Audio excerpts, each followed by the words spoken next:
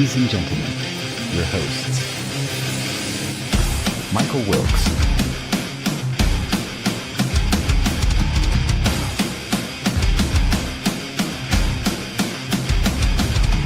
Angel Ortiz,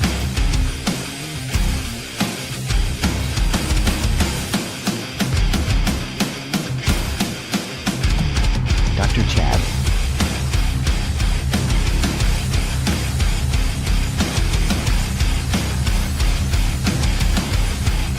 and Sam La Cavera.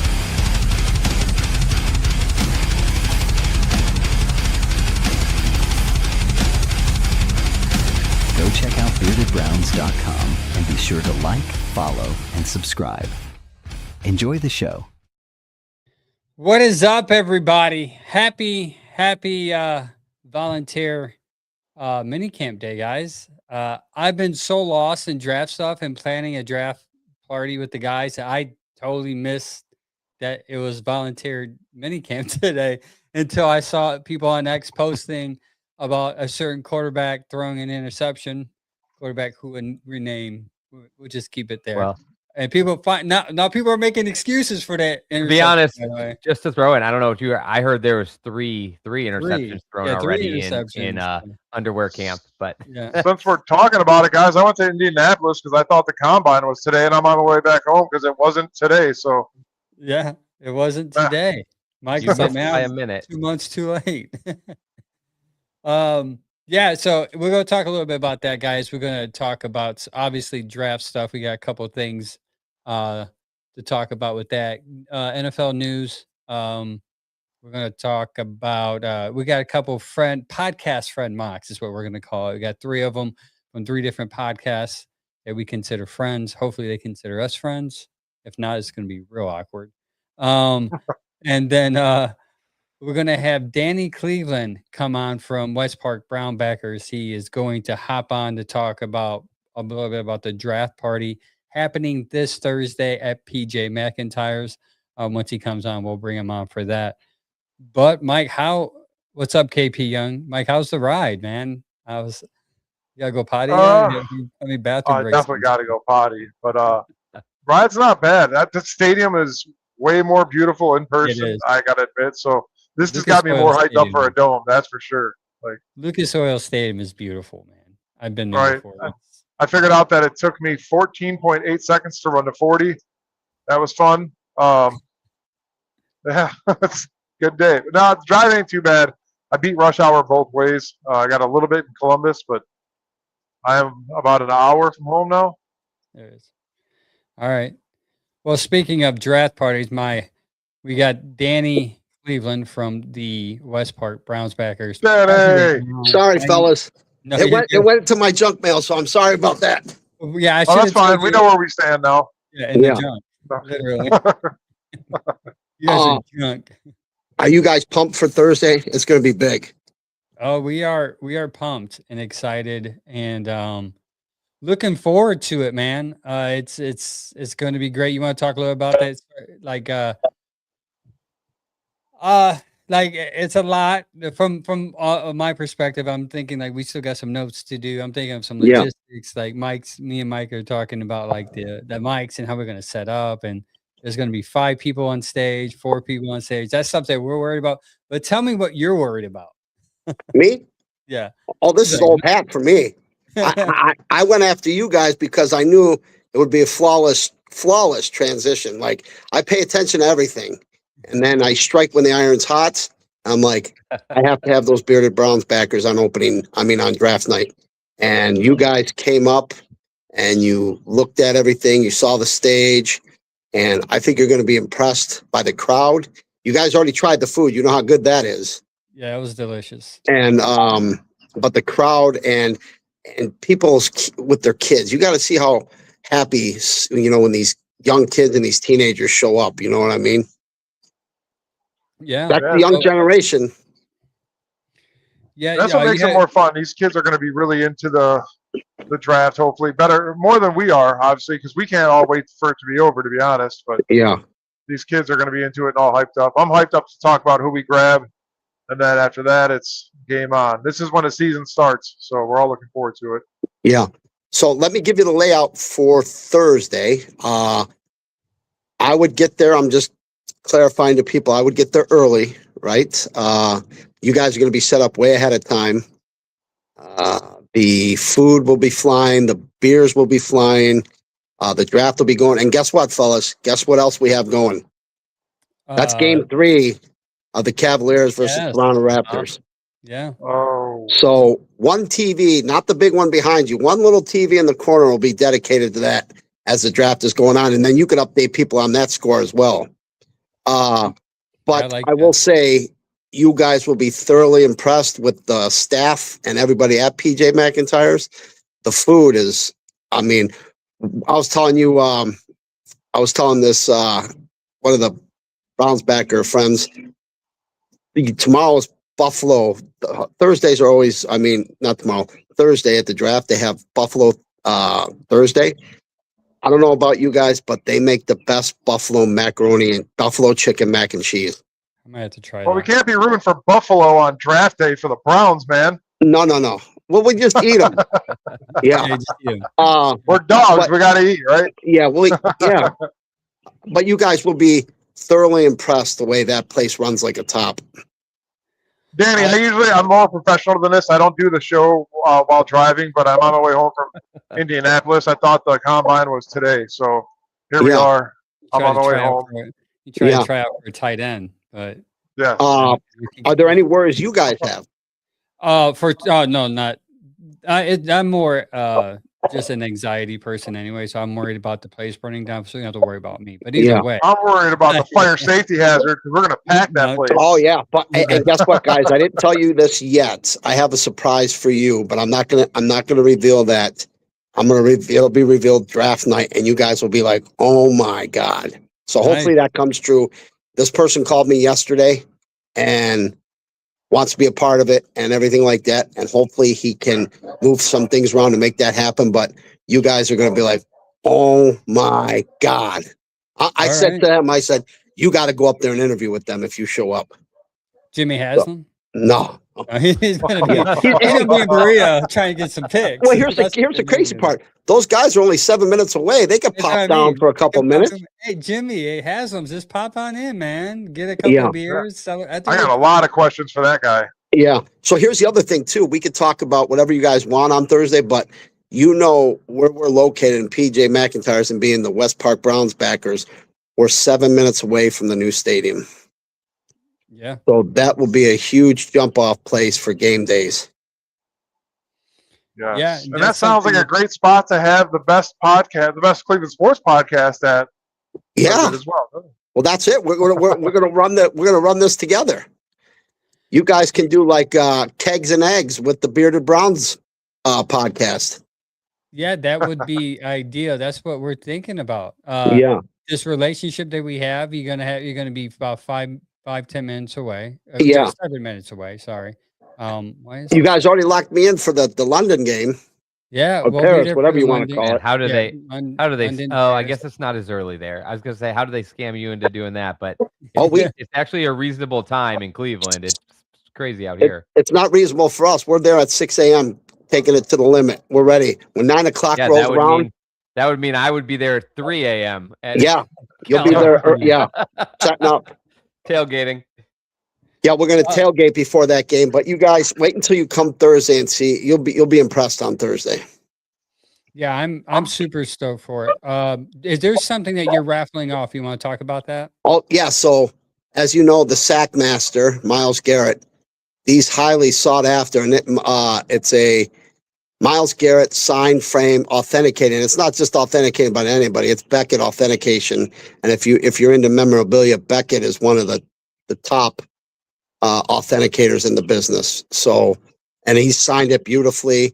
It's framed beautifully. And you know what I look at on a jersey when I have stuff in my basement? I look for the way it's pinned and attached to the board. This thing has not one wrinkle in it. And I'm going to give you all my money, and you're going to make sure I win that thing, right? They're going to be like, it's sabotage. Yeah. Well, you get and here's the other thing to let people know. It's $20 a wingspan, and guess what? I don't care whose wingspan you use. Pay Mike about $2 per wingspan, and he'll go. So when my dad goes, Do it. my dad, when he's up at these things, he's 6'4", and he puts out his wings. People, they just use him. They just go to him. Yeah, Yeah. I want that guy to do it. We got Want some that guy. raffles going on as well. Sam's got a bunch of stuff for us. We're putting together. Yeah, I got something for that basket, and people are excited that there's a no what would you want to call that, a just sign a ticket and put it in the basket. There's no money, like it's just a free like door prize type thing. Oh yeah. Yeah, it's going to be a free basket from the Bearded Browns and the Yeah, West Park Browns backers. yeah, and I have something really nice for that too. You really nice for that. Awesome. But I can't wait to get you guys in there. You guys, I mean, seriously, it's going to be so much fun, and it's going to be, I think it's electric. And can I just state one thing? And this is just my opinion. And something came out today, and I don't know if you guys got a chance to read it, from the Akron Beacon Journal about DePodesta and what he actually did and everything like that. Not yet. That dude had a lot of control. Chad, you hear that? Yeah. Yeah, take a drink of that water. A lot of control that guy had. Well, here's the thing. It wasn't control. He was putting, if you're going to take this guy here, you save this amount of money. You know what I mean? Guy here, you save that amount. And I'm not talking about a particular guy. I'm talking about a position. You get what I'm saying? He had a lot of control. So they're saying from the Akron Beacon Journal. So he placed high value on position being drafted at a certain point. Yeah, like the money situation. Like and let's be honest, if you watch the movie Moneyball, it was all about the money. You know what I mean? Getting the best product you can for this amount, if that makes sense. So that's probably why Miles got paid all that money because he wasn't there. Yeah, but somebody's gonna have to send that my way. I love reading about kind of how things were actually getting worked and getting done in the building, because we just make our best guesses other than that. I wonder, that's a really odd time for that story to come out right before the draft. Yeah, and you can't say, here's the other thing too, right? That draft last year, right? You could see the difference between that and the last 7 drafts that DePodesta was in charge of. You could see, it's night and day. It's a night and day. The only thing that bothers me about that draft is the 2 quarterbacks. Yeah. You should have just drafted one. Well, here's none.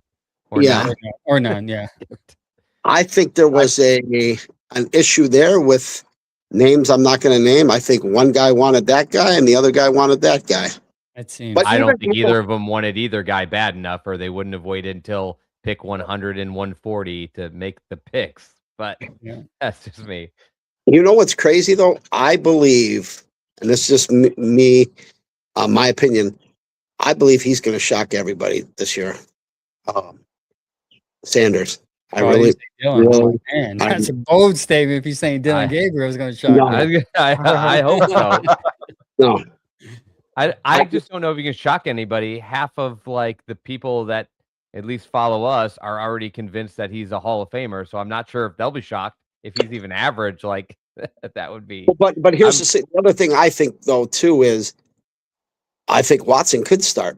I absolutely do think Watson could start. You know what I mean? And Sanders would be number 2, right?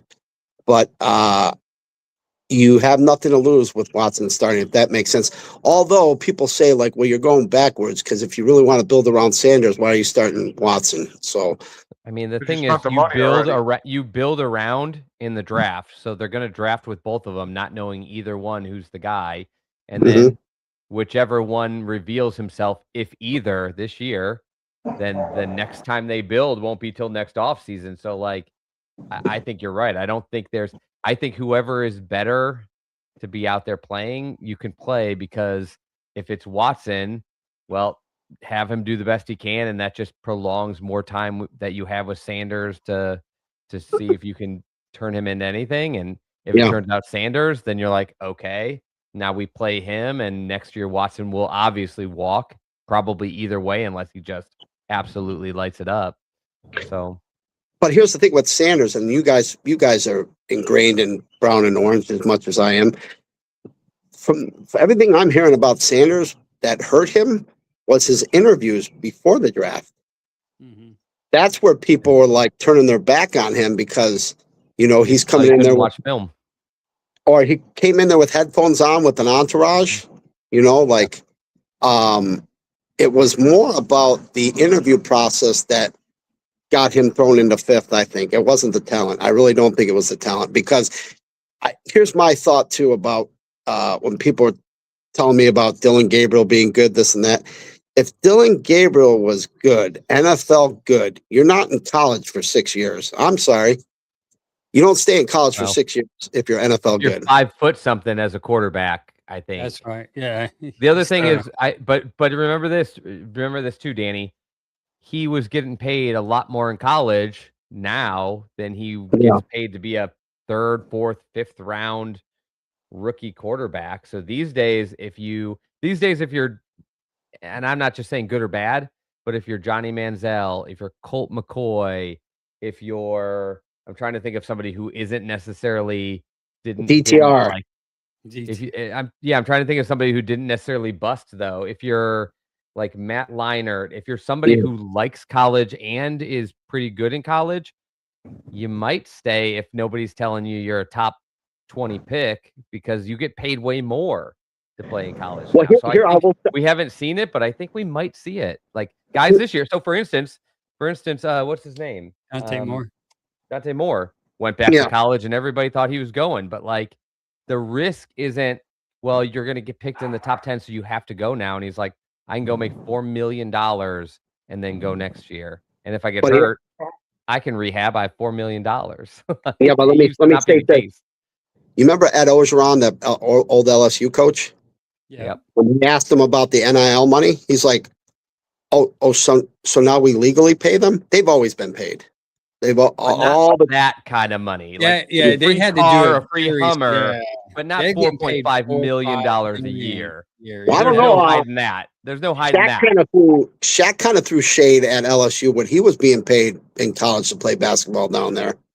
Like it was in the millions.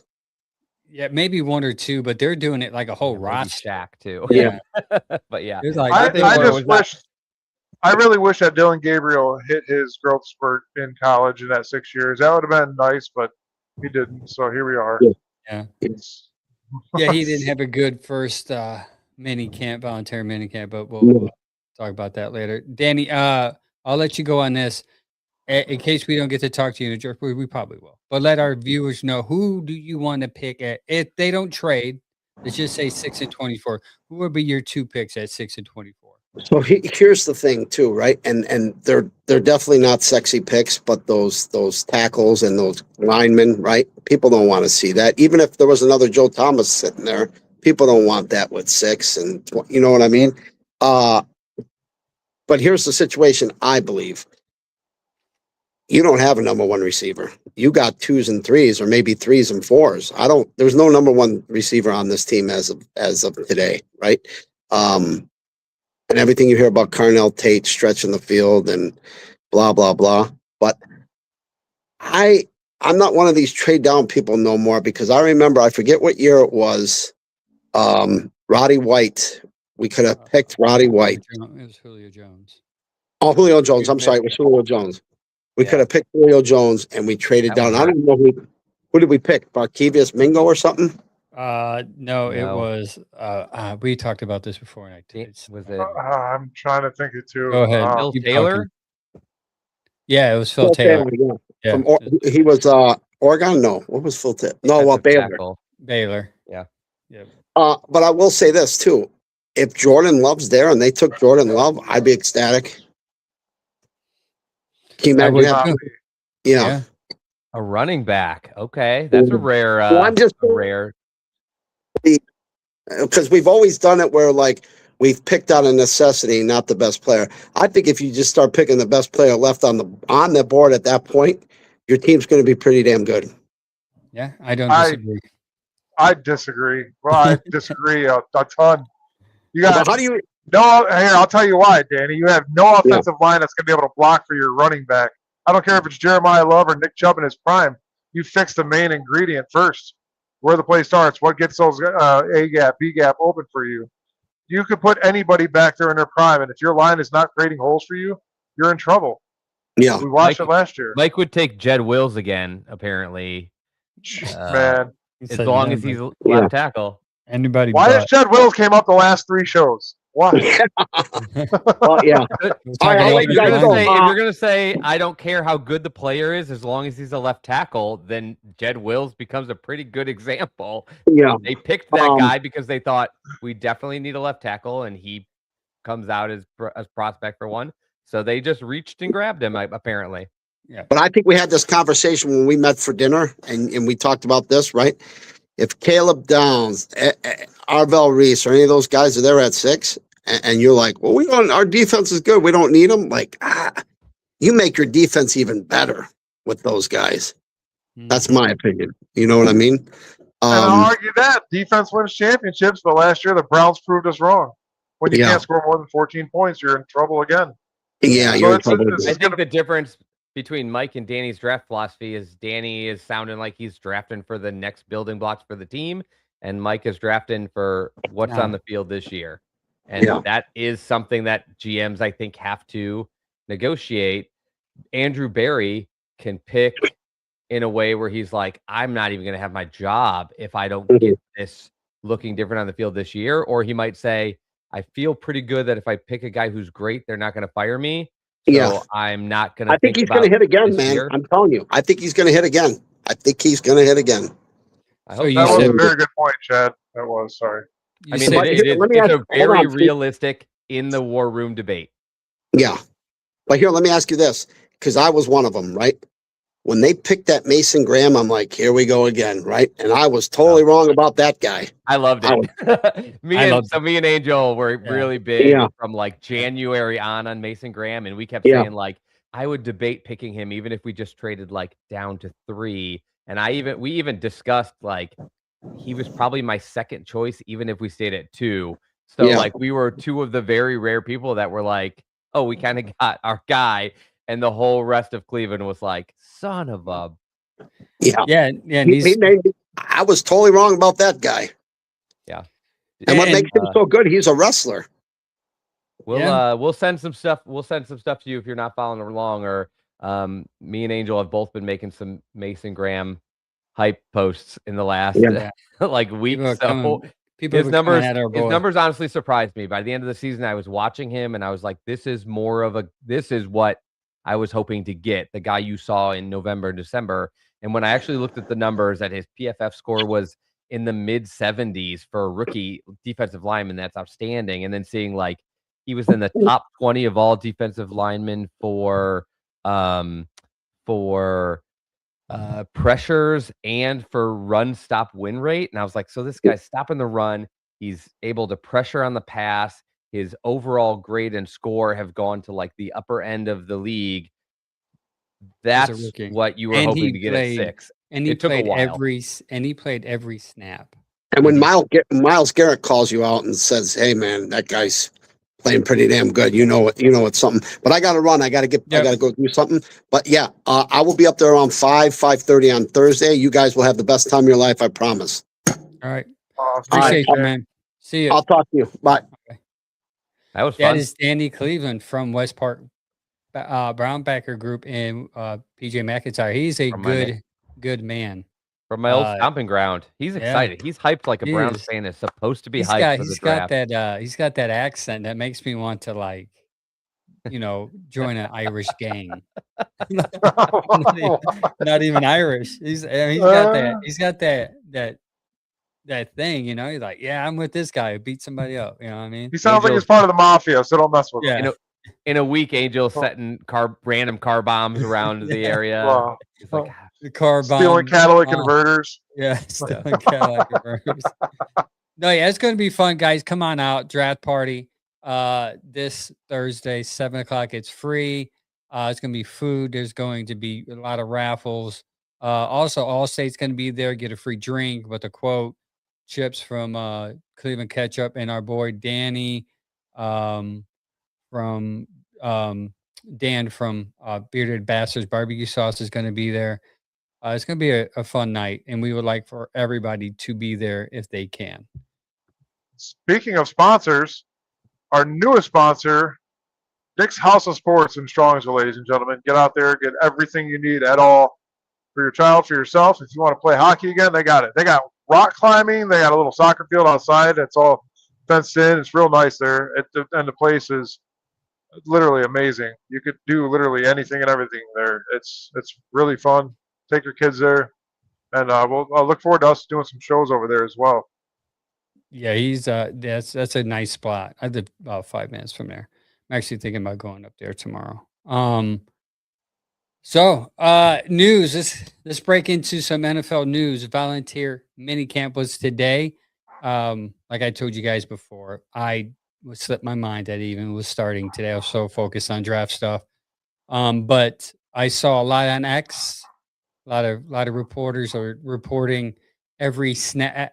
It's that season where everyone's going to start breaking down mini camp film, and they're gonna dissect every throw. Every rep means something. Every person getting one less rep or 2 more reps is going to mean a lot more. So we're going to get into. We thought draft season is silly season. Now that we don't have a quarterback, it's sillier season because everything Todd Monken does is going to mean something either for a quarterback or against the quarterback, and it's going to be overly reported and overly talked about. Really quick, while you're in that, I was like, oh man, the draft is almost over. Thank God. I log into Facebook and boom, I see a quarterback tracker day one. I'm like, oh man, I forgot about these.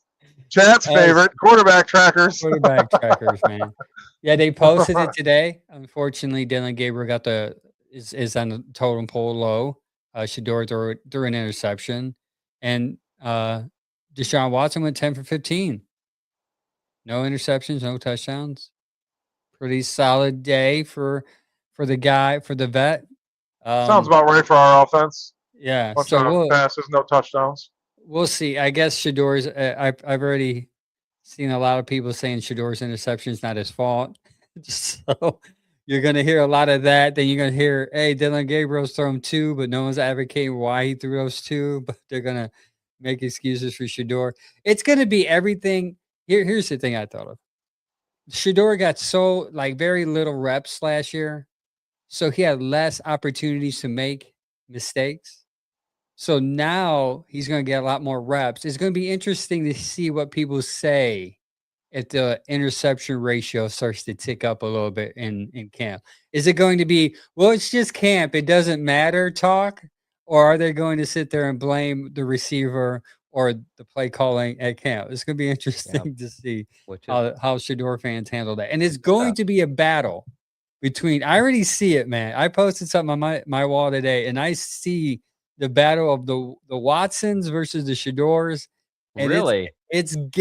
I'm telling you right now. What's so funny is you don't draft Shador Sanders, hypothetically.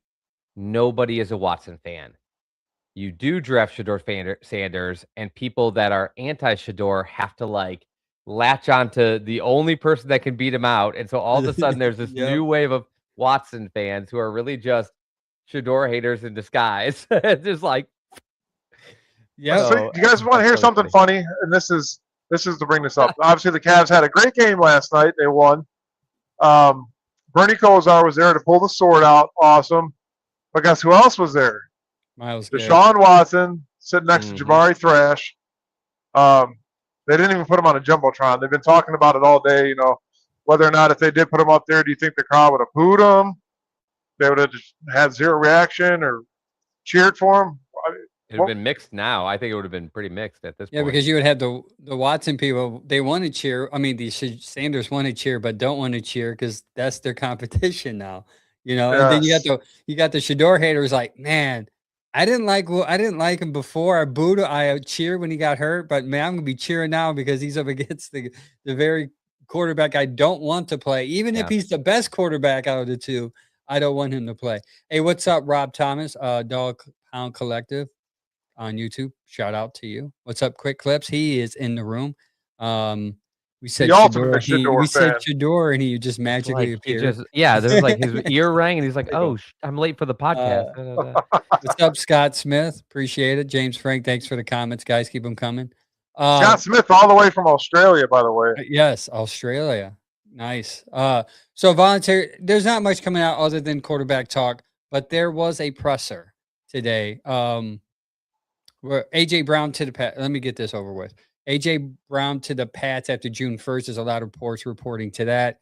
Ironically, the person reporting it now is Adam Scheffler. So we know it's pretty legit now. He got a good source, unless other things are happening behind the scene with Adam, but I doubt that. Dexter Lawrence gets traded, guys, this past week. And there was a lot of rumblings that the Browns offered a 39. And I was getting excited because I thought to myself, dude, this is it, the Browns 39 for this guy. You sent that to us, and I was like, there is no way we're not going to get outbid on that one. It went way higher than I thought. I was like, dude, somebody in the 20s or 30 is being like, yeah, I'll give up more than 39. Yeah, so I was like, AFC North swoops in like normal. Cincinnati comes in and was like, let me do you one better, Cleveland. I'll give you my 10th pick in the first round. 10th and they swapped overall. How is this guy 29 or 30? I forget. 29. 20. Okay. 29. Okay. Yeah, he had a down year last year, but I thought he would be very good on this front four next to Mason Graham and Myles Garrett because he is a dog.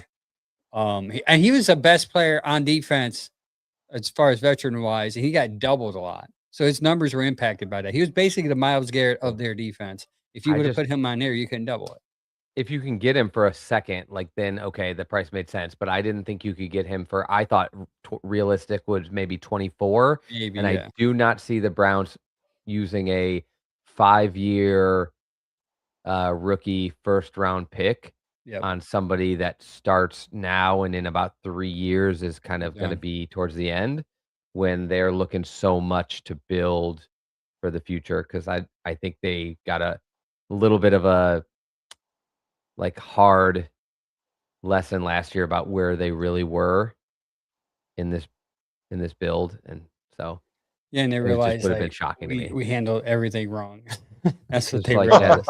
They're just getting over. Everything. They're just getting over Deshaun Watson. Next year they'll be able to spend money again. Like there's so much coming around, starting to rebuild last year, and you can really tip the scales and go all in starting again next year.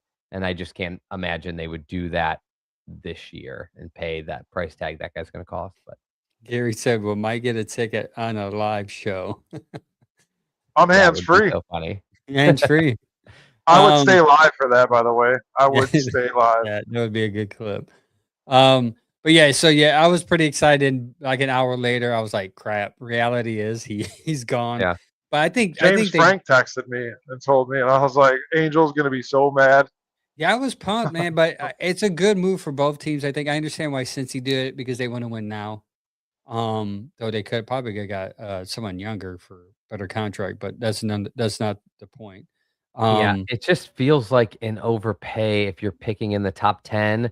I thought of it though, so I found out because I was like, oh shoot, I never posted that thing from Angel asking if the fans would be what they would give up, 39 or 24 or whatever the post was. As soon as I posted, one of our followers messaged and was like, just went to the Bengals, man. Yeah. And I was like, okay, well, that kills that. And I was like, well, I guess probably it would have been a steal to get him for 24 or 39 if he went 10th.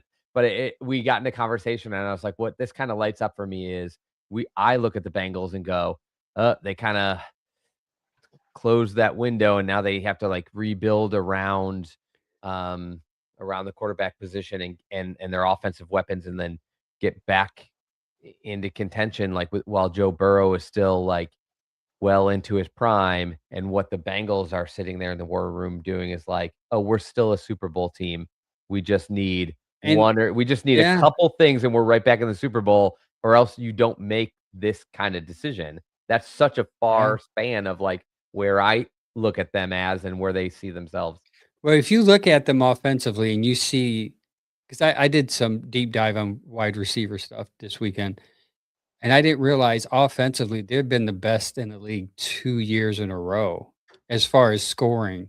Yeah, their passing offense and their scoring offense have both been in the top 5. Yeah. So they see it that way. It's like our offense is going to score. If we can get whatever we can get on defense to help us at least stay in the game as opposed to last year.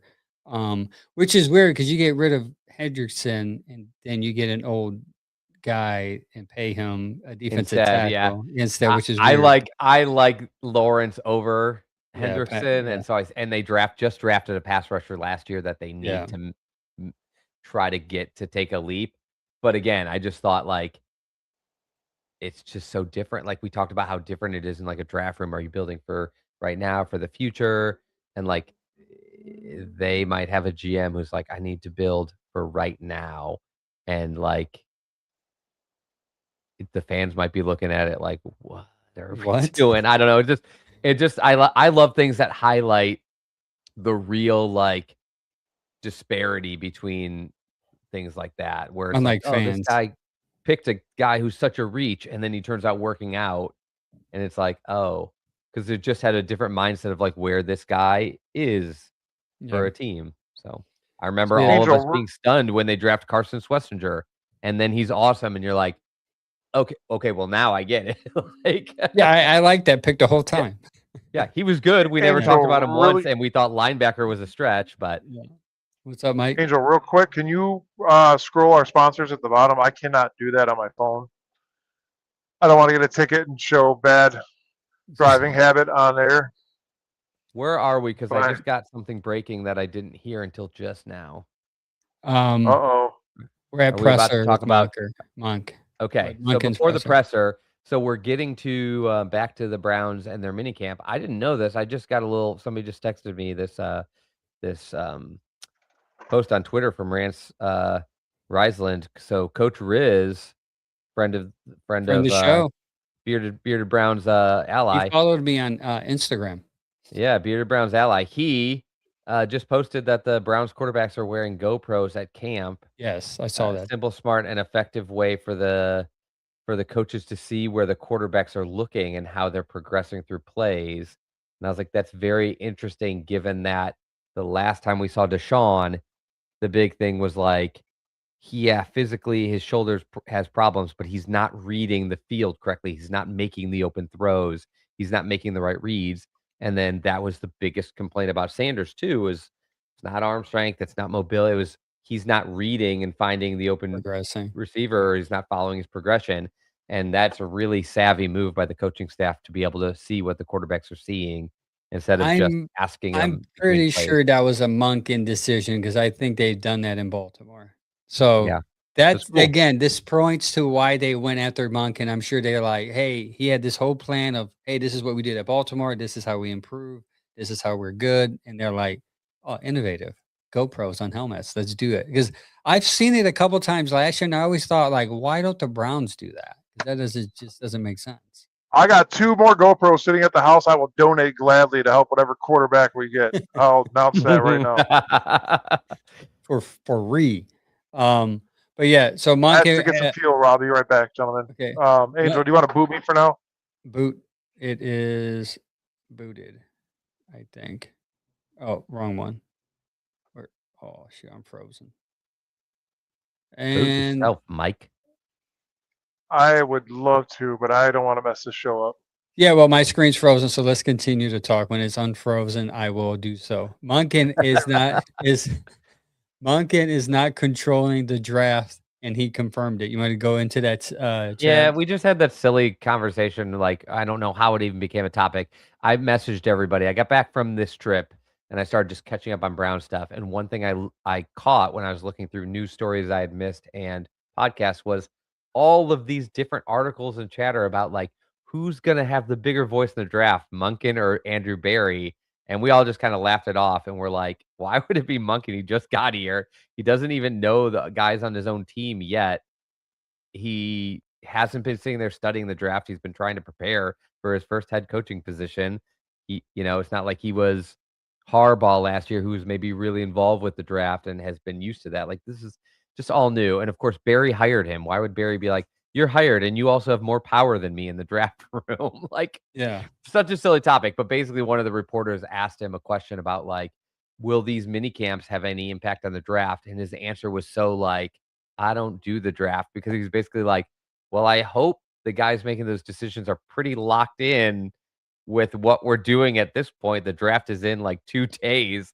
I hope they're not going to be coming to me like, what positions do we need? So basically, it's just kind of like, so, just a comment that goes exactly with what we talked about. Like, wait, I'm not making that call. I'm not about to run into Andrew Berry and be like, now we need to draft this guy because I saw these guys run around in shorts for one day.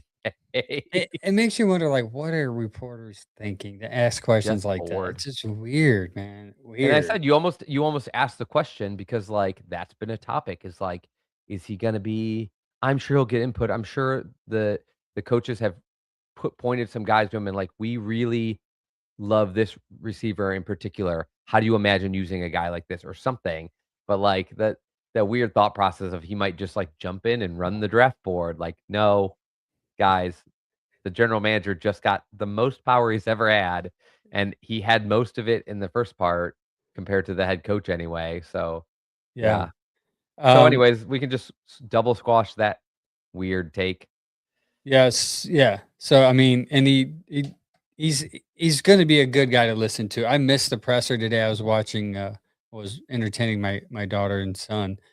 But when I saw it on the thing, I'm like, dang it, I forgot he does have a presser out the press. I got to start being on it, man. Put my Ray Bans on and just listen to him.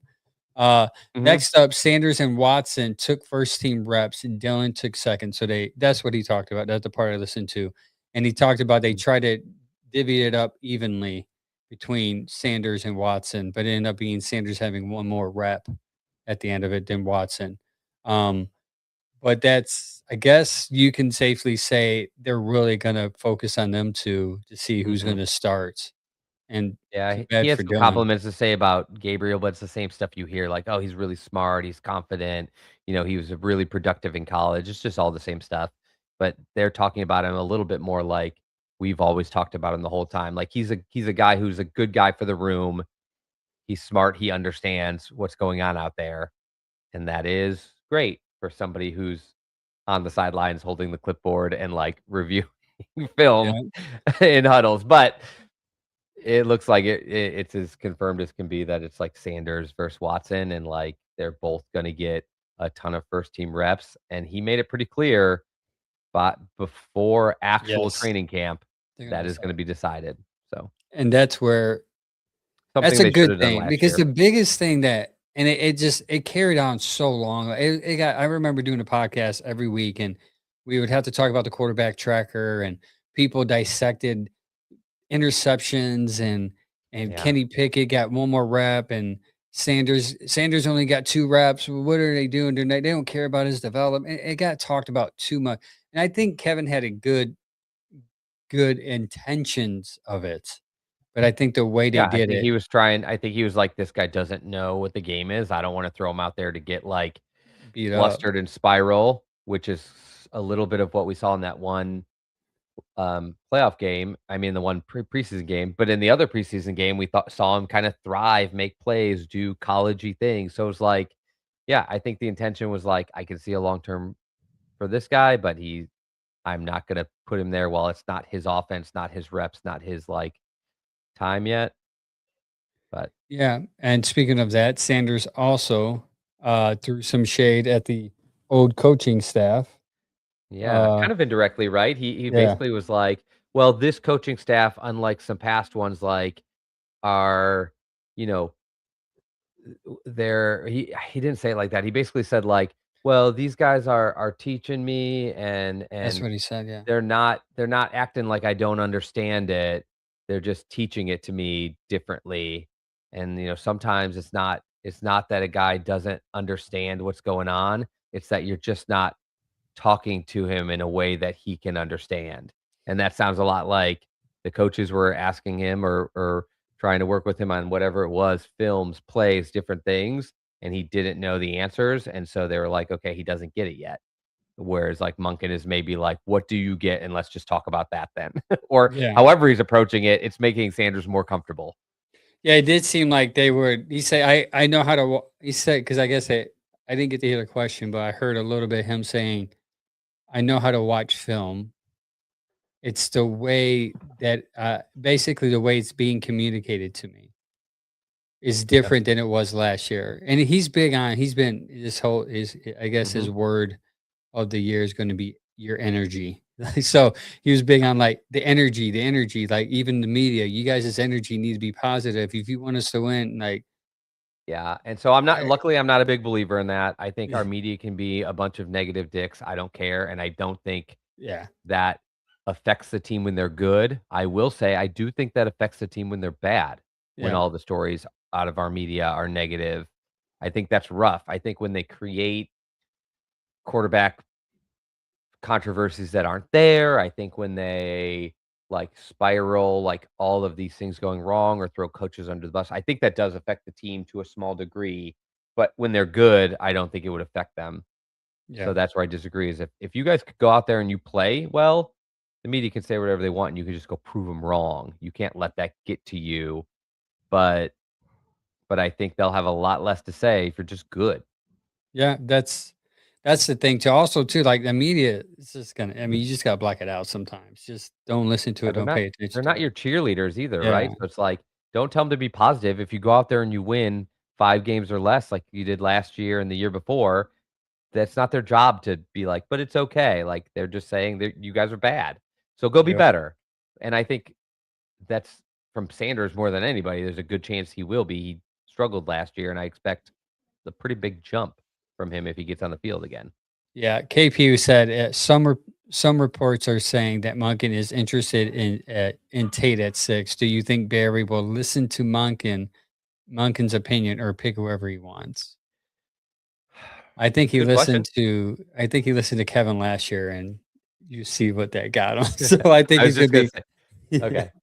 I thought you were gonna I say he'd listen, and I'm like, I honestly think if Monken has Sonny Styles at a 97 and Tate at a 94 or 95, and they're like, "I really like Tate," he's gonna be like, "Great, I hope he's there at 24 because we're taking the Yeah, guy I have we'll take a ranked Sunny Styles. 3 grades higher." So, Yeah. Yeah, I agree. I but we'll think I see. think he's going to do what, not to sound like domineering, but I think he's gonna do what he wants. I think It's his own that's the job. role. Yeah, it's his job. You Yeah. don't wanna get fired because you took somebody that a coach Yeah. wanted. Now, when it gets down later in picks and the closer, we'll talk about this later, like big boards and grades are not what people treat them like. But when it gets a little later in the draft, you see more and more of 10 guys with about the same exact grade.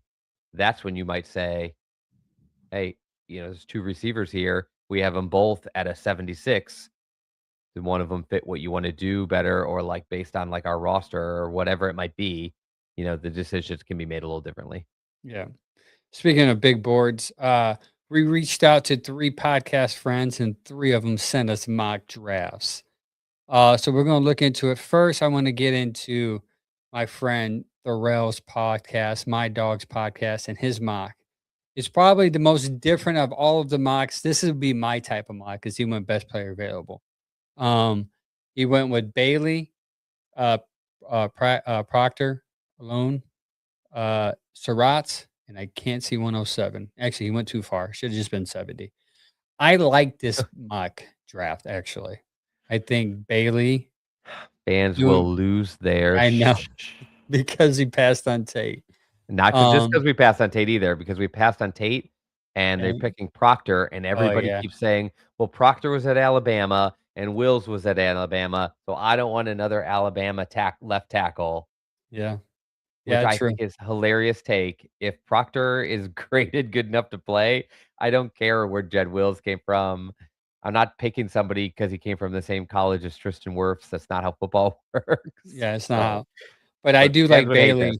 I like Bailey a lot. If that happens, a lot of people, you're going to hear a lot of rumblings about Miles. Oh, they All picked I can Bailey pause because of, though is in this scenario, what this like the first flag that pops in my head after the fans will hate this is if Bailey's there at 6, it is hard to believe we're not gonna get a real big offer yeah, we probably will. for a guy Yeah. that some people have like ranked 2nd or 3rd in this whole draft. Yeah. And I think if he is there at 6, this won't happen because I think that's where, those are one of the scenarios that Barry has in his draft board where Bailey's there. We already talked to 2 or 3 teams. this is the best offer. If we get something better, we're going to do a trade. Because I think a team's going to offer him a pretty good amount to jump up to get Bailey. Because I think he's top 3, like you just said, top 3, right? Top 3 in this as far as grades. All the grades I've seen, he's always in the top 3, He's maybe almost top always in the 5. top 3. Yeah, I've seen maybe 1 top 5, but he's always in the top 3. Yeah. Yep. Next is Let's Go Crunch podcast. It's on the Land Media Group's family. They go, well, they're not in season now, but when they are in season, they would go live every Sunday. They picked the going fan rate where everyone goes 6 with Tate, Lomu at 24. Now, Chris Johnson from San Diego State's a good corner. I like that pick. And then Romelo Heights from Texas Tech, tight end. I like those 2 picks. I see San Diego State. Yep. Chris Johnson, I believe, is a corner. Just always makes me smile just to see that name up there because it would be fun. It's always great to get somebody from Ohio State or any like Ohio college, but it would be kind of fun to have a San Diego State guy there for me because a bunch of people I know out here would probably be cheering with me on Sundays. And that's where I want to talk to you about the draft real quick, because this is a draft where I can see I've seen a lot, like I post a lot of stuff on between our socials, and a lot of people say, if you don't get 2 receivers and 2 offensive linemen with the first 4 picks, you failed. And I say, that's not how I totally disagree.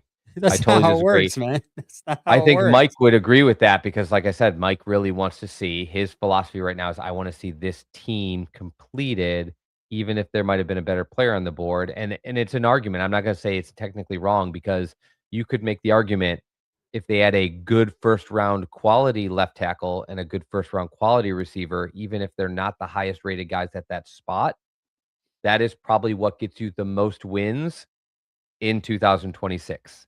Because you took 2 spots we don't have. You added a quality player who will probably start right away. The problem is if you that's why I brought up Wills partially to troll him a little bit because I know he has a thing with Wills, but also because like the reason they passed on Tristan Wirfs, there's been a lot of talk that most people graded Tristan Wirfs as a right tackle prospect, a lot like Maui Noah, like a right tackle prospect who, if he switches positions, would be to guard because of his height, build, arm length, like because of some things, his prospect like grade went to him being at right tackle or right guard. It doesn't mean he can't eventually develop and transition, but like immediately he started 3 years at right tackle. Will's on the other side, even though he played right because Tua is left-handed, his length, his size, his skill set, his movement project him as a left tackle. I've always wondered, did they take him at left tackle because that was a very huge area of need and they needed someone to play there right away. So that's what they picked. And like, that's where a couple years later you complain, like, why didn't we take this guy over this guy? He's just a star.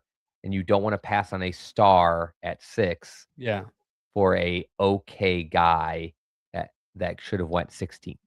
Yeah, that's where I'm at because I think a lot of we as fans early on, well, for me, early on, you're like emotional. So you think like we have to get every bit of offense you can get out of this draft. And then you come back to reality and you're like, well, then you're gonna pass. Yeah, you're gonna pass up on a lot of potential other needs. And we've talked about it from the beginning, the whole process, like corner and safety is a need. I know a lot of fans don't see that, but you need a nickel corner and you need a third safety. You absolutely do with this new defense that's coming in. And they may value those 2 positions higher than people assume. Than fans. Than fans assume. Or than draft analysts, because I looked at a bunch. This was a project. I didn't put it on this. I looked at a bunch of draft needs over the last couple days. I just went to different like drafting websites and I looked up what are the Browns draft needs, and most of the time the sites post 2 or 3. Almost every single site has OT and wide receiver in one order or another, and the third one is always quarterback. Yeah, they're always the Browns need receiver, tackle, and quarterback. And I'm like, well, they might need quarterback if one of the guys aren't on this team don't pan out. But I doubt they're looking at it as we need to reach at quarterback. They're probably just thinking we're not taking quarterback unless the value is like really there, because they would have done that 100%. last year then. Yeah. And then again, I'm 100% with you. I think they need a good nickel corner, which you don't necessarily have to get in the first round, because you can pick somebody who falls because they're a nickel. And safeties tend to fall to the second, third round when they maybe have some around higher talent because of the positional value. So I don't necessarily think they're going to try to draft those in the first round unless it just falls that way.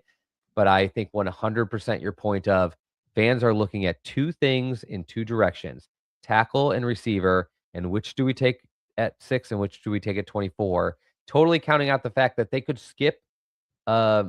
a reach at 24 at, let's say, wide receiver or tackle if And they get a see a safety. cornerback that they're like, "Oh my god, we have this guy 15th and we're picking him 24th."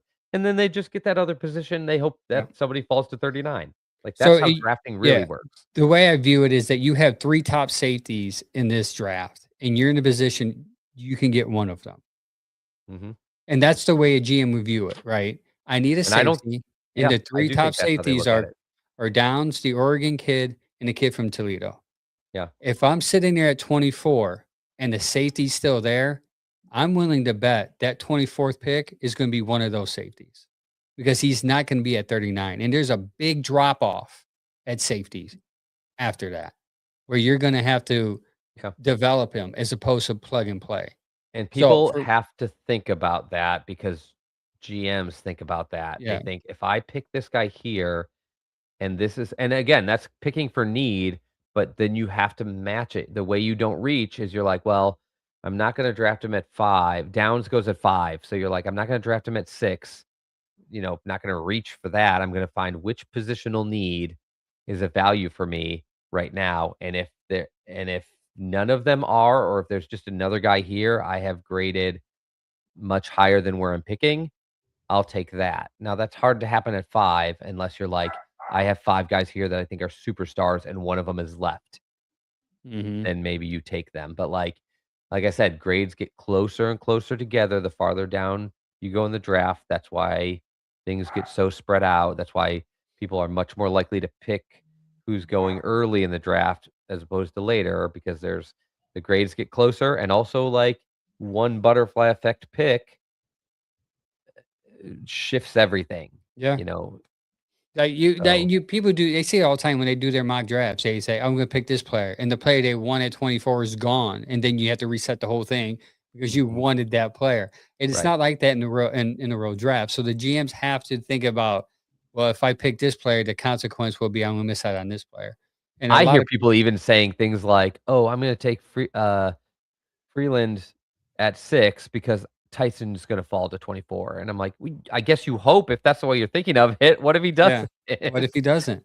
What if Yeah, what if he 5 doesn't? what if there's a run on receivers and 5 of them go early, and you're like, "Oops," like, you you have to be Yeah, I did thinking 2 like, mocks where Tate was sitting there at 12. I'm like, this it's not gonna happen, but I mean, that would be insane, right? So you're sitting there the at Cowboys 12 and you certainly pick shouldn't them. be planning for that. Yeah. Yeah, so it's like it's a lot of people on the chat too. Sam says that he doesn't think Carnell is gonna be there. Carnell Tate's gonna be there at 6. He'll go before then. There's a I lot of good players, and so Yeah. the only reason I think Carnell can be there is because most people don't think he's a top 6 pick, historically, but he is the one high profile, like, weapon who could go if somebody needs one. The With the only thing that gives me Giants. pause is the Giants could use some defensive help, And even they though, like, do I saw a mock draft where they picked Reese and they had Downs at 10. That would be insane. I They have guess a the point is, blue like, quarter, Reese, The and Cardinals could pick him, but they also need defense, and the defensive guys at the top of the draft are graded are good. appropriately. High, The yeah. Giants, who else? Like, everybody up near the top could easily fit in one of those superstar defensive players, and so I don't know if they're gonna take receiver. None of them are like, "That's the final piece we need." they can always be like, well, it's a deep receiver class, Yeah. and we can always pick one next year. And We that'd need a be star. something to watch, interesting to watch it, because if there's an offensive player or two that goes before 6, Yeah. you best believe the Browns are going to be getting calls from other teams Yep. below that want a defensive edge rusher Yep. or a Correct. linebacker, because Sonny Styles may be It there hurts and Bailey us. will be there. It hurts us that Maui Noah just Yeah, had a surgery. It hurts us that Ruben Baines news just came out, and now teams might be like, I don't know about the optics of this. Yep. And so, like, it hurts us when guys, like, something happens to slip them who aren't guys that I thought we were going to pick. So, we want those guys to be as valuable as possible, so somebody wants to trade up for them.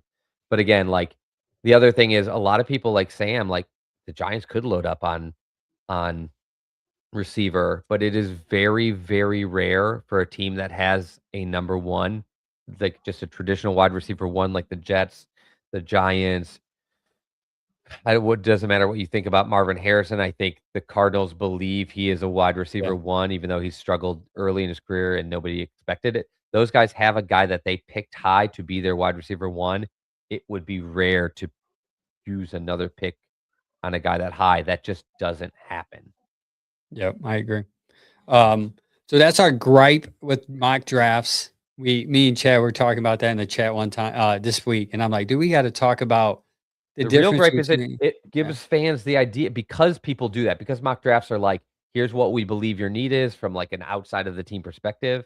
And Andrew Berry might be like, our need is safety because we're going to let this guy walk next year. Or our need is actually, you know, defensive linemen because we're not planning on re-signing these guys. So like, we don't know the needs the way they do, but they pin these like arbitrary needs into these positions, and that's how even mock drafters say they do it, a lot of them anyway. And then they literally do stuff. I listened to one where they basically will pick a guy and like, I believe the Browns are going to pick him, and that's a mistake. They shouldn't. And I'm like, well, then, like, you're mocking that they're going to pick the wrong guy. But but they're like, well, this is their big need. And I just think the needs don't match, and it gets fans these same names over and over and over and over. Like we just talked about with Danny Cleveland. He wasn't expecting Mason Graham because most places weren't talking about him. He just kept hearing Hunter, Sanders, Abdul Carter. Hunter, Sanders, Abdul Carter. Then we pick a very good player, and that's not who he was expecting, so he's upset. And like, mock drafts get people to expect certain things to happen, and then they don't, and people freak out. Yeah. So I've learned something new this past week when I was doing some research, and the defenses are switching to 3 safeties. So this is why I've been high on getting downs. 3 safety look. It's called big nickel, where you're spot on track. It's a trend in the NFL, and it helps protect against 2 tight end sets who are athletic. So you have 2 safeties that can take a tight end, and then you have a safety that can play in the box. So I think personally, I think Rudenberg is going to come in and implement this. This is why I think personally the Browns are going to target a safety. They're going to try to get one in with that second round, but I think they're going to keep a close eye at 24, because if they feel he's going to be gone before 39, you're going to have a corner, a safety high. And I think I wouldn't be surprised if they go offensive lineman, safety, and corner with 39, because what also you need with the big nickel is a nickel corner, which we pounding on the table.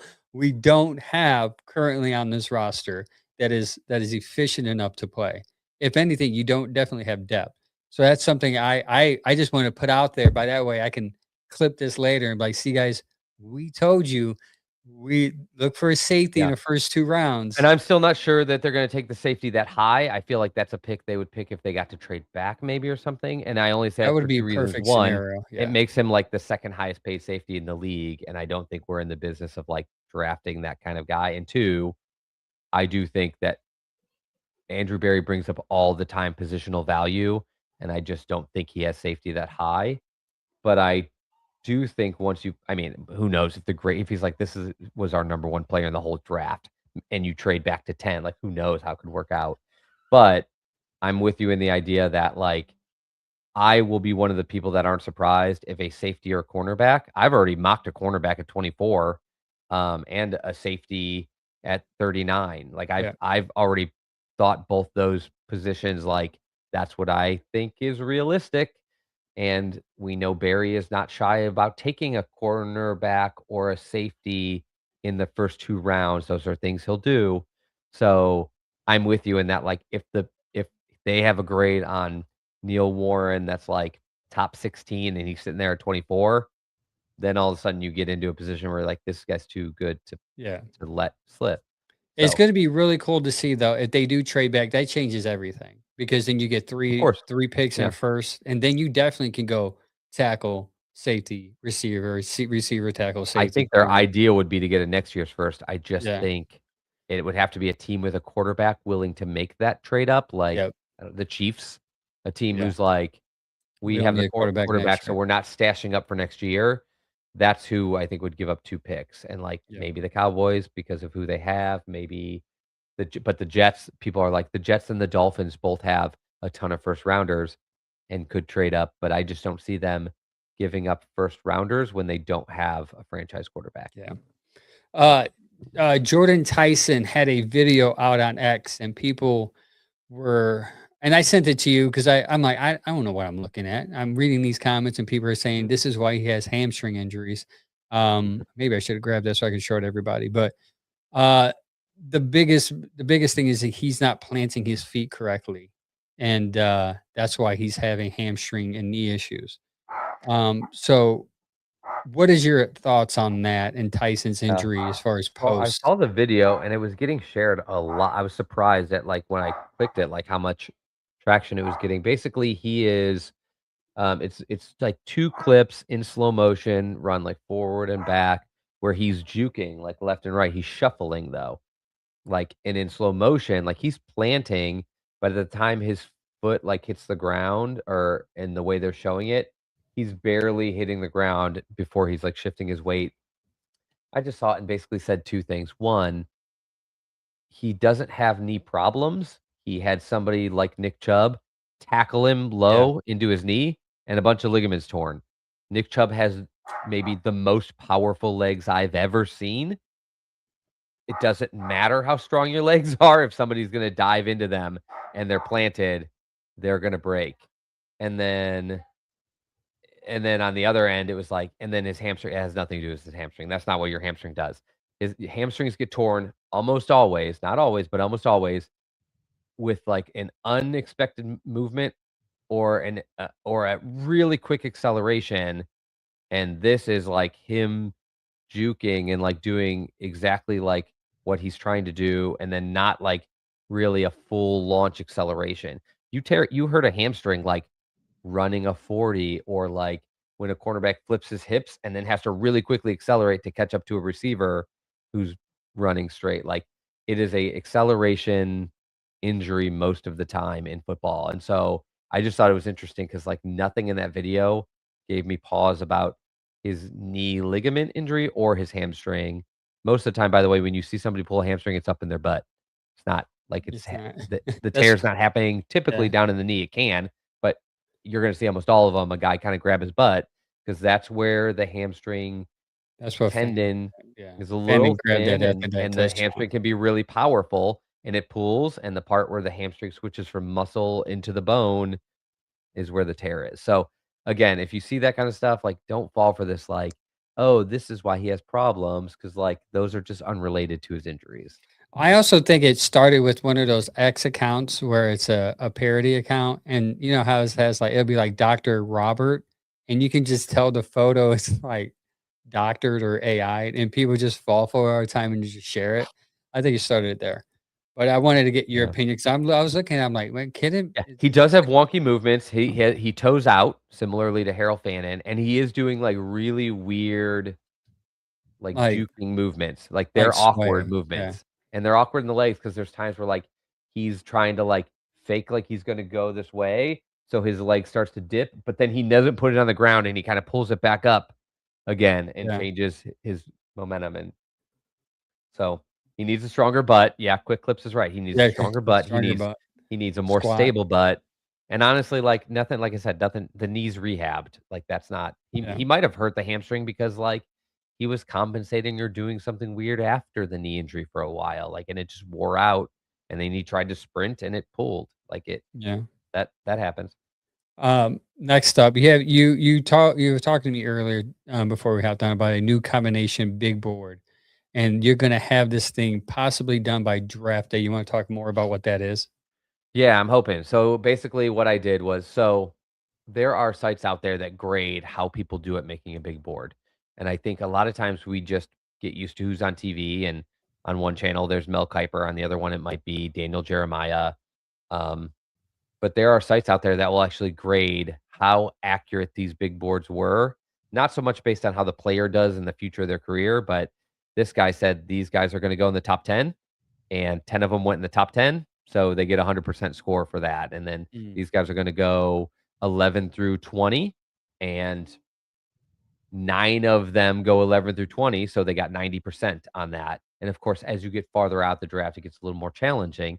So some of these guys are doing like 150 top 200 big boards, and so there's analytic sites that will compile all that data, throw it through the algorithm, show like how accurate were these guys chunk by chunk all the way through their boards. And so what I basically thought is it's really nice to follow a draft board on a draft day, but I don't always know who's to follow. I think my go-to guy for a couple years, or for a lot of years, has been Todd McShay, and I Yeah. don't think he gets the props he deserves. He actually ranked first over the last 5 years in being accurate at predicting where these guys will go, and not in mock draft form, because I don't care if he gets the team right. I care if he's like, this guy's a top 10 talent, he'll go in the top 10, and he does. Because I think I look at team needs a little differently, because you're looking at long term versus short term, and the discussion we just had basically. So, anyways, my goal was to take some of the highest ranking big boards, especially ones who went out for a while and ranked like the top 150 or 200. And I want to put together with a grading system like an average of those big boards to make kind of one combination big board, because well, A, because I don't just want to follow one guy's thoughts, but B, um, I don't want to take everyone's opinion and do like the mock draft database one where it's like, these are the 2,000 boards I found online. Like, I don't care about everybody's. Like, I don't care about ones from guys I know don't watch any film or talk to any teams. So what I'm going to do is I'm going to take 5 specific big boards based on how well they did in the last years, how much information they give you, how far out they graded, and how good they did last year and over the last 5 years, and have a big board that like our fans could follow as these guys get chipped off the board. 1, 2, 3, 4, 5, and then 18, 19, 20. And they can look at this big board and say, okay, so these are the top 3 guys left available. And then like maybe there's a receiver way down here, to give a better idea of like where the Browns might be picking, and why you don't get mad when you have Mason Graham on a consensus big board as the 2nd overall player or the 3rd overall player, and the Browns take him at 6. And then you're like, oh well, that makes sense. That's why they picked him Yeah. at 6, because he was ranked 3. So I actually Yeah. did Or pretty like good. they have like Tet McMillan, like, is another guy they could have picked. A lot of guys wanted him Yeah. because we wanted receivers. But then if I had put this together last year, maybe I see Mason Graham as like the 3rd like combination guy, and Tet McMillan is 9th. And you're like, okay, so that's why at 6 they would take this guy over this guy, even though the position is receiver, and that sounds nice. Yeah, So like he I think it'll I be good to follow. read a story on him. He said he played 10 pounds under what he normally would have played last year. He said he got that 10 pounds back. So it'd be interesting to see Okay. how well he plays. I mean, he played pretty good. He surprised me. I didn't think he You would can be keep the that. power. Yeah. If you can keep the power and the movement at that weight, that's obviously a bonus. So Yeah. Next up is let us pick our top 3 choices for players based on who would be expected to be there in each of the first 3 or 4 picks. You talking about in the first round? well, just with our first like 3 Oh, picks. okay. So I Of the was gonna Browns. hear Mike. I was hoping was gonna be on, I but I texted was him. He gonna hasn't give you responded. a big board idea of like the guys that should hypothetically be available At at 6.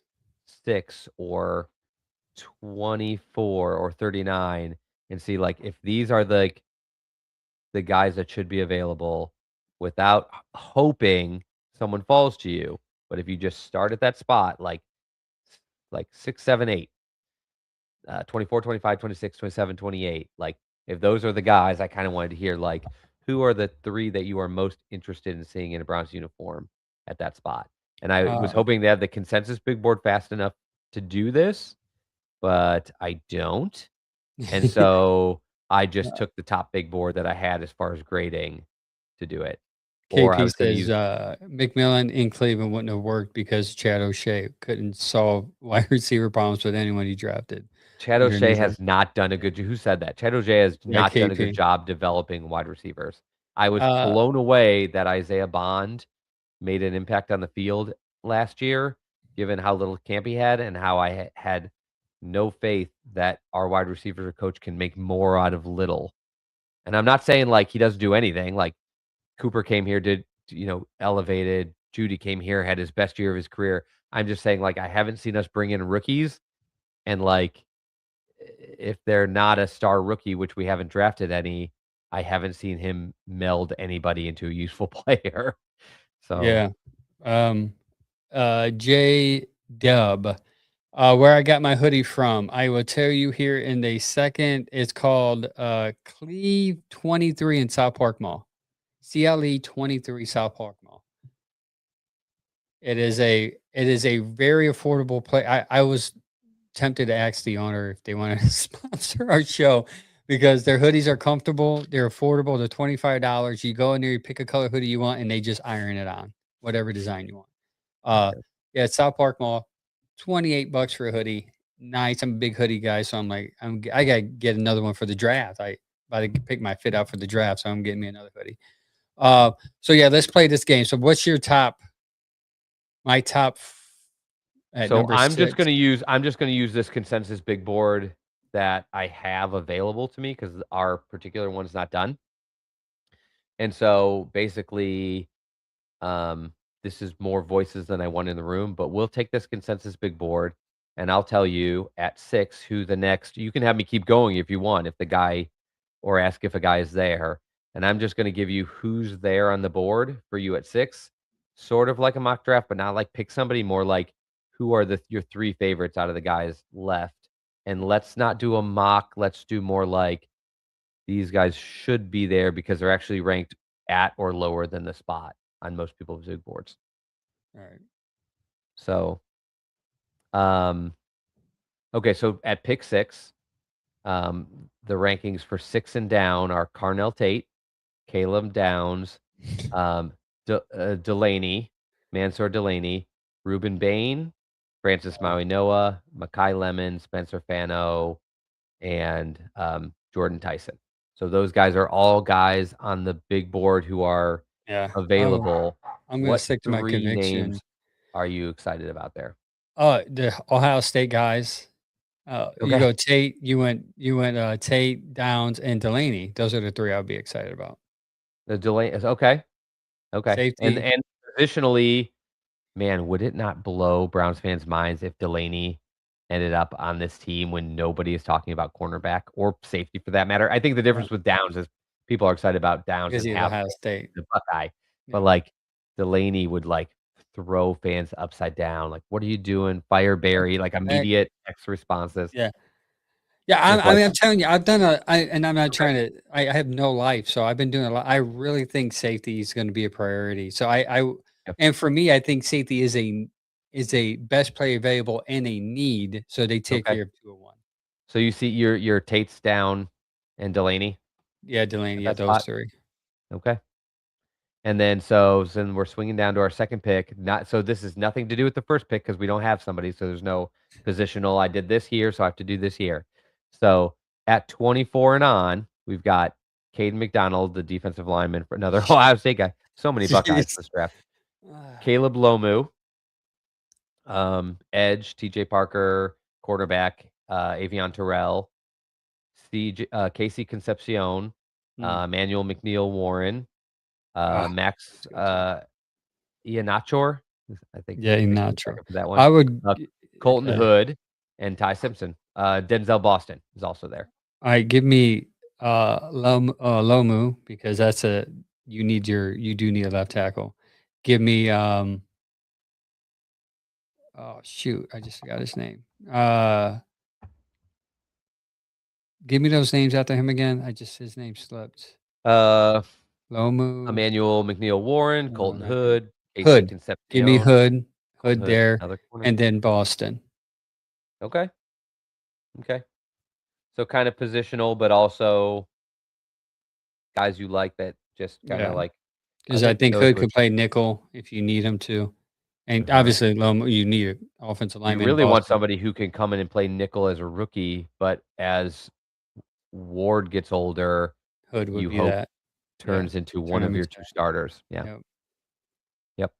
That would Okay. be. And then last one, and this isn't too far away. So, but the names that are left on the board at 39, we got linebacker CJ Allen, offensive guard Chase Besantis, Lee Hunter, D lineman, linebacker Jake Golday, Malachi Lawrence, edge, Brandon Kassay, cornerback, Mason Thomas, edge, Emmanuel Pregden, offensive guard, Chris Brazel, wide receiver, and Kalen Rutledge, offensive guard.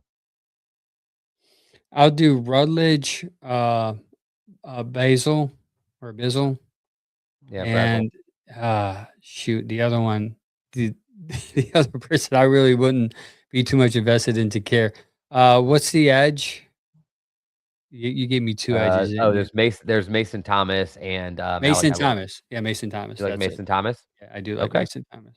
I Or just think Mason it's a Thomas. funny drill because you're like, well, I can go with needs here, but I don't know who I picked the first I pick, forgot. so I got to kind of add the couple. Yeah. I got to kind of add the couple guys that I like, and I I think wish Mike was if here. we looked at drafts more like that, and it was like, give me 3 names at 2, and you look at all the guys like 2 through 5, you have a lot less sticker shock and a lot less like unfamiliarity shock on draft day. I remember, I'll never forget the amount of Browns fans from the Browns backers or just friends that messaged me after the Browns picked Denzel Ward at 4, being like, I never saw that coming. And I'm like, he's a top 6 ranked player on like every person's big board. How did you not even think it was a possibility? Because he's a corner. That's nobody was mocking it to him. Yeah. Nobody was mocking him to us. And it was like, so no, he was on nobody's radar, and everybody had to kind of like, even though he was a Buckeye, people were just like thrown off.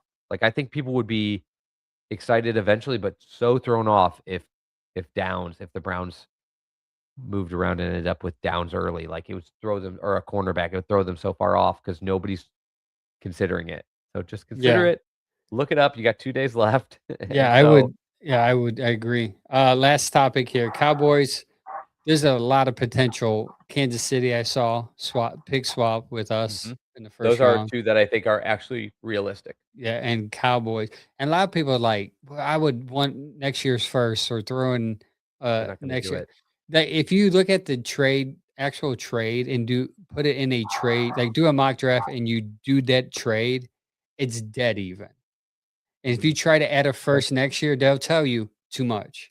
So that even if you trade try is to realistic. take off, even if you try to take off their later pick for next year's first, a lot of them are going to be like, too much.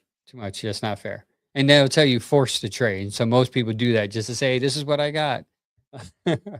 But yeah, I hate looking at people's mock drafts online. Yeah. So I posted that on our Facebook. People are like, you need more. I'm like, well, I mean, this is the fair deal. Like, unless Dallas is feeling generous and you throw a 3rd round pick in, but I don't see them giving you an extra 1 next year just to move up a couple of spots in the draft. Yeah, and I heard something like some hypothetical where like the Cowboys, I think, were the team, or it might have been the Chiefs, but I think it was the Cowboys, and the hypothetical was they give you, is it 10? The Cowboys would be 12 and 12, or and the 20. Chiefs give you 9 and next year's first, but you have to give them 6 and next year's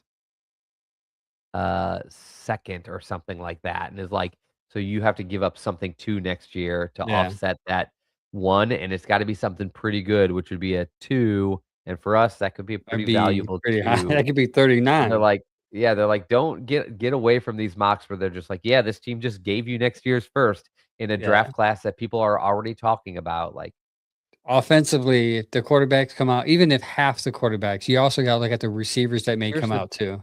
yeah, and here's the big thing about quarterbacks. If there's I don't know if it'll be a good quarterback class. They say that every year. Yeah, they do. Um, Eventually, it's um, going to have to be a good quarterback class because they eventually have to come out, right? yeah, Right. but they Drew Aller did eventually come out, and he's Yeah, and he worse than did. anybody expected. And Nussmeier came out, and he's worse than we expected.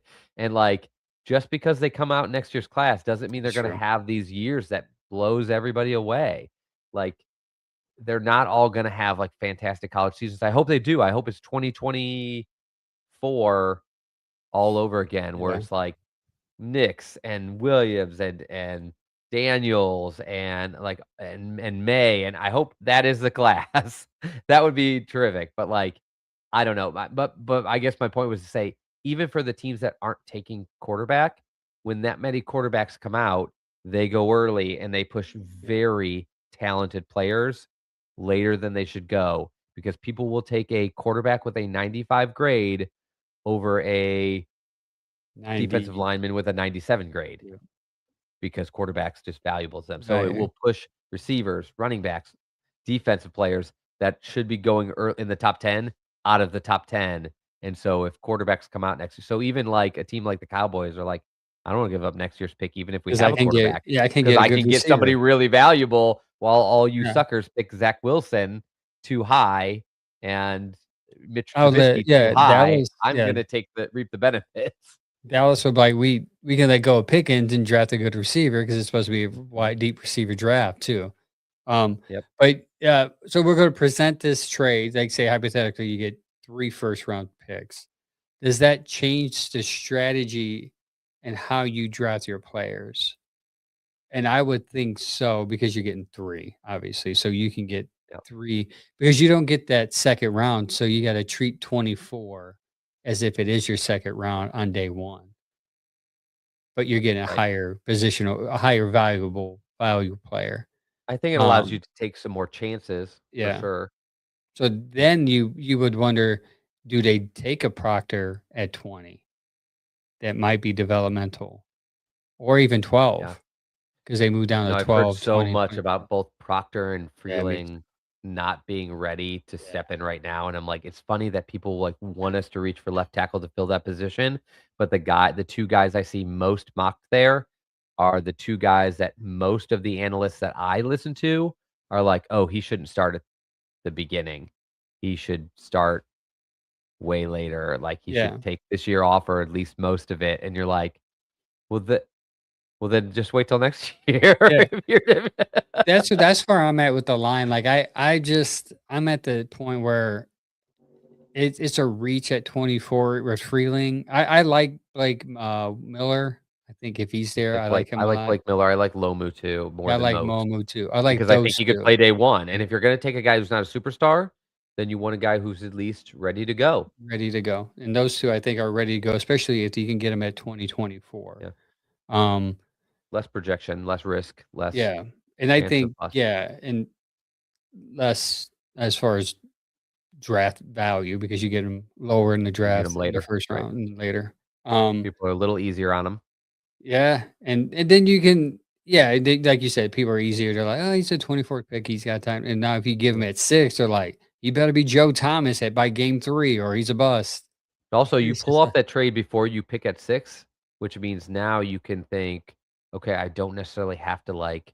Now if you see a defensive player who's graded much higher yeah, than where you're picking him, you could take him, or that might be a spot where these receivers actually hit the value if you're picking around 9, 10, where like guys like Tate, Tyson, and Lemon actually feel a little bit better value if you have them on your board around 10 instead of like taking them at 6, where you might still have a guy that you see as I have not heard one person tell me I look at Tate and I see a superstar receiver, but you might have a guy who is a superstar safety, a superstar pass rusher, a superstar linebacker, and that's what makes it tough is do you take a guy who's good at a spot when you can take a guy that you have graded as a blue chip superstar?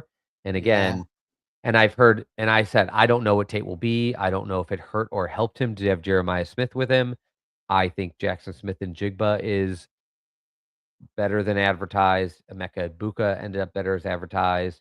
Garrett Wilson and Olave are kind of exactly kind of where I thought they were. Harrison is worse than advertised. He was supposed to be like the generational he's supposed to be super what Jeremiah receiver. Smith is type of Right. yeah. And honestly, like, I don't know. So I don't know where they see these guys, but it does make you feel like, well, if you're picking at 10 and you have a bunch of guys that are just good day one starters, then you can do that. But it depends on how they see them.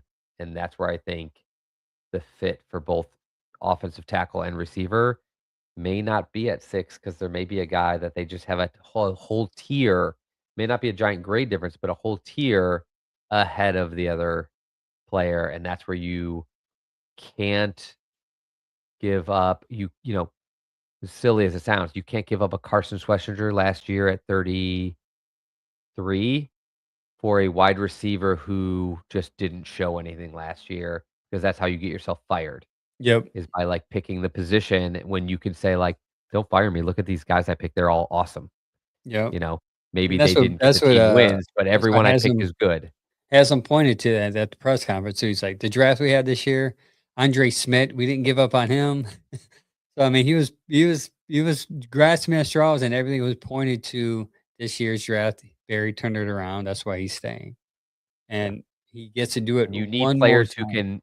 who can even if they don't impact from day one, when you first see them, whether it's midseason at the beginning, if you're a GM and you're in the position Barry's in, it may be less important how many total wins you get and more important that you picked 10 players and at the end of the year, 5 of them look like they can play NFL football at a high level and you're like, okay, I'm not going to fire that guy. He can obviously evaluate talent and pick players. So that's where like picking positional need is less because if you actually pick players that are good, you could say the guys weren't there. The guys weren't there for our scheme, and you get believed because you obviously knew what you're talking about. Yep. Yeah, and you'll get to see it this Thursday on how Andrew Barry is going to handle the draft, and we will be live at PJ McIntyre's at West Park, in Cleveland, Ohio, 7:00 till probably, I don't know, 10:30, whenever the draft ends. We're going to be there lollygagging, having fun. Me, Sam, Logan, Gary, and Mike. It's 5 of us are going to be there. Big five of them. We're gonna do different things in my neighborhood, no less. Yeah, we're gonna go switch on and off 3 here. Okay. I'm looking forward to get a lot of crowd content to do some reels and stuff that we're gonna post. I have some funny questions I want to ask fans. I want to see how they feel about the draft picks as they go. I want to get as soon as a pick happens, I want the emotion. I want the some excitement. honest, immediate reaction and honesty. Yeah, that's what I want, and I want it on our page. So I'm gonna get that right away. Oh my goodness. Steve just said the draft isn't until me. I hope not, man. Now last year ended about 11 when we did ours. Yeah, it ended about 11. You said 10, and I immediately was like, Yeah, "You're feeling optimistic there." It's Yeah. an 11:00 event. Hopefully they hurry it up. some picks. They put a pick in quicker than normal, but we will be live doing that. So tune in, and if you're in the area, come by, hang out with us. Man, we got a lot of raffles, a lot of giveaways that we're going to give away, plus a couple of door prizes. It's going to be fun. Good luck keeping people off their phones. Tell them no spoilers. I hate when people are like, "Oh, the Browns pick is in, and it's this," and you're like, "We're all watching it. Yeah, we're watching it." Can you wait the extra 30 seconds? Dupree Entertainment just came in. That's like our first Twitch comment ever, so I got to read it. Can't wait for the Browns to ruin Tate's career. Oh, come on, man. And it's a positive one.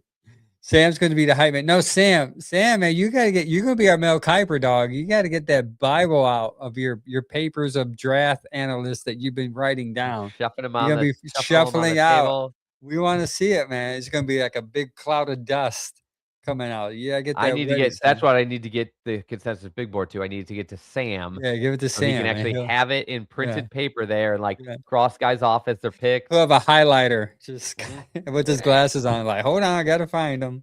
Brown highlight, orange highlighter goes to our team, and Yeah, everybody else just gets like knocked off. nice. If they can't get the quarterback right the last 20 to 30 years, good luck, Tate. Hey, hey, I don't keep my team name out of your mouth, They Dupree. had it right till they didn't. Yeah, They're like exactly. Baker's pretty good. We can do better. You can do better. A guy that then doesn't show up other than 8 games.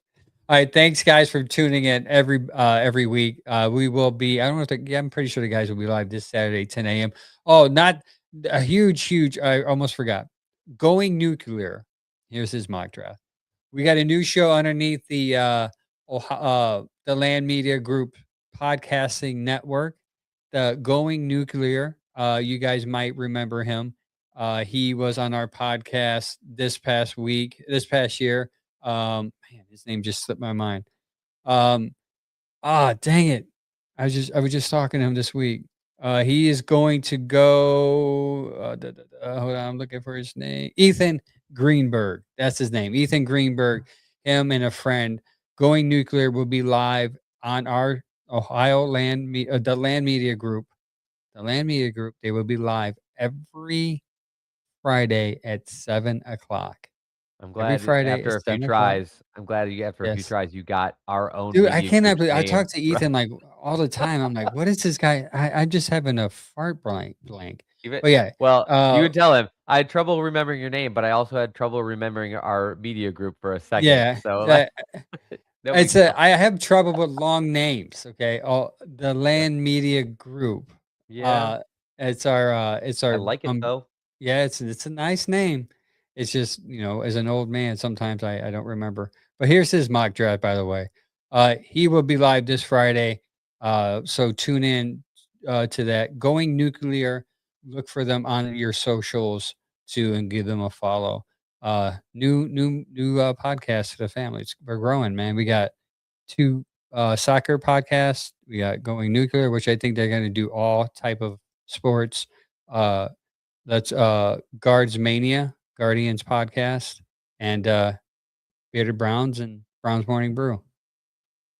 We're growing, man. We got. See, do you see why it's hard for me to remember names? It's like kids. Yeah, it's a Like, it's lot. just hard. It's a lot I to already remember. forgot half of the ones you said. That's just too many. Yes. So thanks you guys again for tuning in. Don't forget Thursday. Just tune in or come and watch out for the consensus big board from Chad. Once he drops it to us, I'll put it on our socials. But if you're on X, click on it and download it. It might be something that you can find beneficial. Well, that's it. That's all we have for you today. Until next time, like always, go Browns.